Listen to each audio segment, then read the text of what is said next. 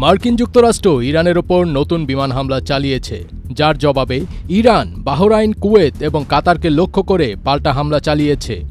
এই দুই পক্ষের গোলাগুলির ফলে পারস্য উপসাগরে চলমান যুদ্ধ শেষ করার একটি উপায় খুঁজে বের করার লক্ষ্যে করা অন্তর্বর্তীকালীন চুক্তিটি আবারও হুমকির মুখে পড়েছে।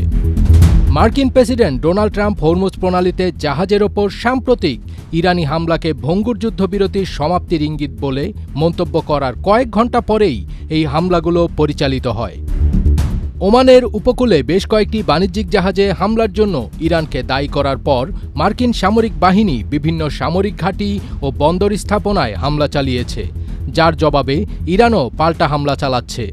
ইরানের সংসদের জাতীয় নিরাপত্তা কমিটির মুখপাত্র ইব্রাহিম রেজাই যুক্তরাষ্ট্রকে সতর্ক করে বলেছেন যে ইরানের সর্বোচ্চ নেতা ইরানিদের যুক্তরাষ্ট্রকে ভয় না পেতে শিখিয়েছেন।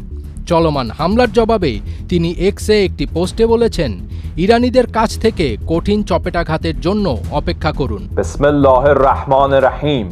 এদিকে আইআরজিসি তাদের সামাজিক যোগাযোগ মাধ্যমে পবিত্র কোরআনের আয়াতের উদ্ধৃতি দিয়ে যুদ্ধ ঘোষণা করেছে।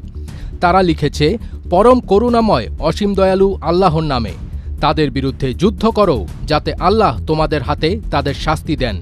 তাদের অপমানিত করো, তাদের উপর তোমাদের বিজয়ে সাহায্য করেন এবং মুমিনদের অন্তরকে আশ্বস্ত করেন। সূরা আত-তাওবা আয়াত 14।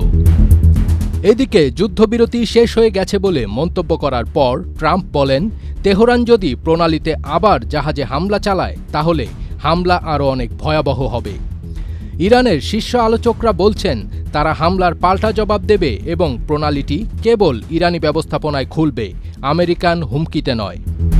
আইআরজিসির নৌবাহিনী ও বিমানবাহিনী জানিয়েছে তারা কুয়েত ক্যাম্প আরিফজান এবং আলী আল সালেম বিমান ঘাঁটিসহ মার্কিন অবকাঠামো স্থাপনাগুলোতে যৌথ ড্রোন ও ক্ষেপণাস্ত্র হামলা চালিয়েছে এবং বাহরাইনের শেখ ইসা বিমান ঘাঁটি ও জুফায়েরে যৌথ ক্ষেপণাস্ত্র হামলা চালিয়েছে।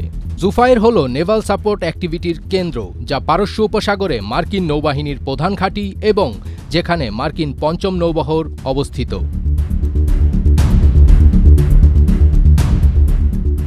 ফাজবির তাজ, এটিএন বাংলা।